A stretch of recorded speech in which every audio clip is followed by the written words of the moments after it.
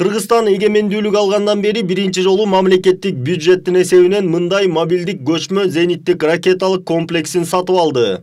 Аскердик техника жана курал-жарактарды көргөзүү иш-чарага даяр. Аскердик машыгуу таласында техникалардын жаңы запастык бөлүктөрү, байланыш каражаттары, аткыч куралдар, танкка каршы жана тик учактын ок дарылары, инженердик жабдуулар, снайпердик мылтыктар, тапанчалар, гранаметтор, реактивдик снаряддар жана башка көптөгөн аскердик техникалары көрсөтүлдү. Иш-чарага өлкө башчысы Садыр Жапаров катышып, аскер жабдыктарынын мүнөздөмөлөрү менен таанышып чыкты. Мамлекет башчысына Mi-8 аскердик тик учактарынын учуу мүмкүнчүлүктөрү да көрсөтүлдү.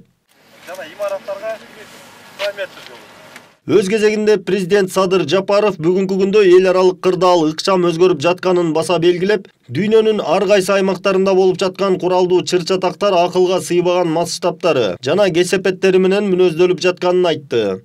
Буга кошумча маалыматтык согуш жана үгүт иштери менен катар куралдуу күрөш жүргүзүүнүн аскердик ыкмаларынан сырткары башка ыкмаларда басымдуулук кылып жатканы байкалууда. Ошондуктан азыркы түзүлгөн кырдаал мекенибиздин улуттук коопсуздугун камсыз кылуу чөйрөсүндөгү мамлекеттик саясатты мындан ары күчтөндүрүүнү талап кылууда. Меймандостугу менен кыйла өлкөлөргө таанымал Кыргызстаныбыз аскердик саясатын коргонуу жөндөмдүүлүгүн арттыруу принциптеринин негизинде гана түзүп жатканын белгилеп кетейин.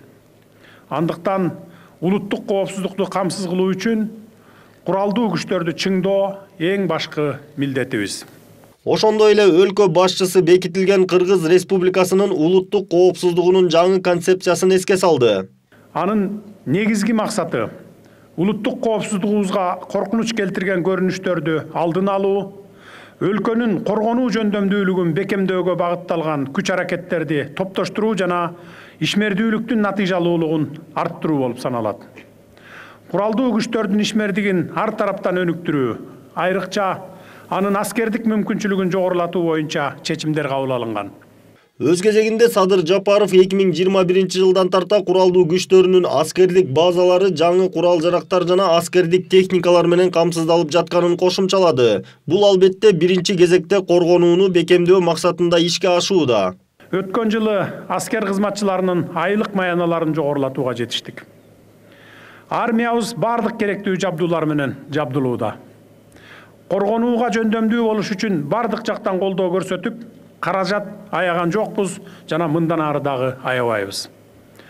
Өлкөбүздүн коопсуздугун камсыздоо жана куралдуу күчтөрдүн күжүрмөн даярдыгын жакшыртуу максатында мамлекеттик бюджеттен аскердик техниканы оңдоого жана модернизациялоого акча каражаттары бөлүнүп жатат. Аткарылып жаткан иш-чаралардын алкагында куралдуу күчтөрдүн абадан кол салуудан коргонуу күчтөрүнө миллиарддан ашык каражат бөлүнгөн. Ал каражаттарга Ми-17 тик учактары сатылып алынды, Ми-8 тик учактары оңдолду жана керектүү тетиктери алынып жатат. Сөзүнүн соңунда мамлекет башчысы азыркы учур өлкөнүн саясий экономикалык, коомдук жана аскердик турмушундагы маанилүү ийгиликтердин жана өзгөрүүлөрдүн мезгили экенине басым жасады. Иш-чара Коргоо министрлигинин бөлүмдөрүнүн өздүк курамынын салтанаттуу өтүүсү менен аяктады. Айдар Темиралиев, Нурсейит Анаркулов, Пирамида.